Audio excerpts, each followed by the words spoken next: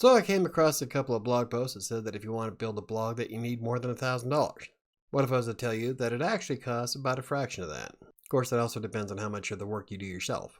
Well, I'm Michael with WriterSanctuary, and today we're going to go over some of the realistic costs of starting your own blog.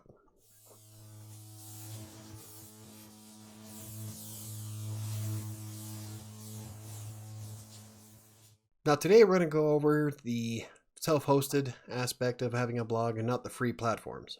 Because you can start a blog right now for free on WordPress.com or Blogger. There's several of them out there. So we're going to be looking more at the self-hosted aspect of having your own website. Alright, to get started you'd have to have a minimum of about $140. That also depends greatly on who you use for web hosting. Now Green Geeks, if you pay for 3 years in advance, it's a hell of a lot cheaper. Thus the $140 total. But that also gives you 3 years to build up a website. Plus I think right now they have a free domain for the first year, because every extension has a different price tag to it. But overall, if you were just go with a basic.com, it would cost you less than $140 to get started right now. Next up, what about design costs? Well, if you use something like WordPress, it isn't going to have to cost you anything at all. It's free, easy to install, and if you use Green Geeks, it comes with Softaculous, and that's an installation app that makes installing WordPress a hell of a lot easier. Takes a lot of the hard work out of setup for WordPress, Joomla, Drupal, pretty much anything else you can come across. So if you use WordPress as your backbone, you don't have to spend a single dime. And you can be up and running inside of 10 minutes. With WordPress comes free themes and plugins. Now there's nothing wrong with paying a few bucks to get a premium theme if that's where you want to go, but if you're trying to keep things on the cheap, there's a ton of free stuff out there for WordPress. Now a WordPress theme is your design layout of what visitors will see when they visit your website. And from the WordPress dashboard, it's easy enough to go through the repository and look for something that fits the niche of what you want to try to build on your blog. I mean, there are literally thousands of themes that you can pick from, all of them free, and some do come with a premium upgrade if that's where you want to go, but for the most part, they all work pretty well by themselves. What about plugins? Well, the plugins are what give WordPress more functionality. So if you want decent security or backup, or I use Yoast SEO to help me write content, all of these plugins are free to use and take seconds to install. And the majority of them do have premium updates, but you don't really need to use them in most cases. Usually the upgrades just add more functionality if you want to add more pizzazz to your site. And when you're first starting off, you really don't need all the bells and whistles. Because unless you start getting like 10,000 visits a month, a lot of it's going to be a waste anyway. Well, don't you need money for marketing? And there's nothing wrong with throwing a few bucks into marketing if that's where you want to go. But there are a ton of free methods you can use to market your website without spending a single dime. For the most part, it's going to be your content on Google search. And the moment you connect your sitemap to Google and start adhering to all the different ways that people use search to find your content, you'll bring in quite a bit of traffic. Then you can use things like social media, guest posts, email signatures. I even know a few people who put their website on flyers and put them on cards at the grocery store. Of course, this really depends on what you're trying to build.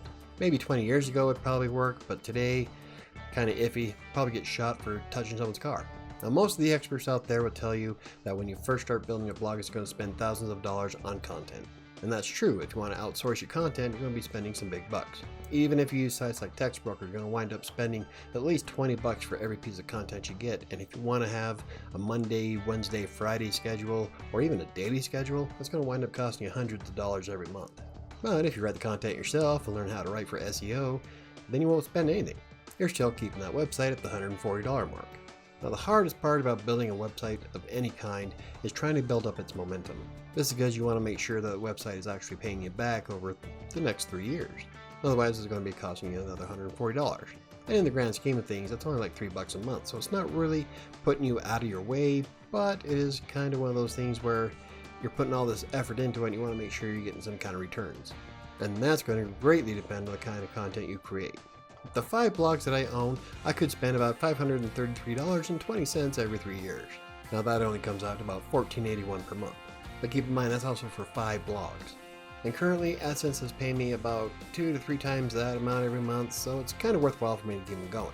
Then again, I'm also dumping in a ton of time, so it really depends on what your time is worth. And things have been getting better over time, but it's not one of those get rich quick overnight things. When you first write your blog post, it's going to take up to 6 months before Google has it indexed properly and you start seeing some traffic coming in. That's what a lot of these people don't tell you, is that it does take an awful lot of work to get up to that point. And not every niche and website is going to take off. It could be years before you see any kind of meaningful return from AdSense. That's why a lot of people turn to things like affiliate marketing or sponsored posts or collaborations. Because it's not always about what you can get in AdSense. For example, last year I made more on sponsored posts and collaborations than I've ever done with AdSense. For one particular post I made $120 and I really didn't have to do anything. I spent about 20 minutes editing the piece to make sure it's grammatically correct, and then I just posted it. But in order to reach that kind of status, you need to have some kind of momentum going and get your name out there as a professional. And that's where the sponsorships and collaborations come from, is that somebody wants to connect with your content that's relevant to their niche, and so you guys work out a deal. At any rate, the point is that you can't rely on AdSense alone. I think I've already done a video about that. So at the end of the day, if you wind up doing everything yourself and keep everything on the free site for now, it'll only cost you less than $140 to start a blog. And if you adhere to Google's practices for SEO and crank out a lot of content over that time, in 3 years you'll more than make your money back. Or at least you should. Because it all comes down to writing content that people want to read. Because if nobody's searching for it, nobody's going to read it. So there you have it. No, it doesn't cost you more than $1,000 to start a blog today, as long as you're willing to do the work yourself. And if you use something like WordPress, it's really easy to get going. And no, you won't be carving any turkeys with chainsaws. There's a reason why WordPress owns 40% of the market share of the entire internet. And that number's just going up. I mean, a couple of years ago it was at 33%. So what kind of blog would you start if you had the opportunity to start one today? The way my brain works is that I jump around topics way too much. That's why I have 5 blogs. I wish I could just focus on one and make it awesome. But I don't know. I can't focus on one thing at a time. I guess that's kind of ADD. But it was also one of the biggest reasons why I excelled on Textbroker, is because I could jump from topic to topic and write very well. It kept my interest. I kept going. I kept cranking out content. So if you found the video informative, hit the like button for more videos about Textbroker, freelance writing, blogging, WordPress, Textbroker, or anything else I cover. Hit the subscribe button. Don't forget to hit the notification bell. I think that's going to do it for me today. I'll see you next time. I'm trying to get the microphone straight. Jeez, I'm fucking sweating. It's 80 degrees in my office. Oh.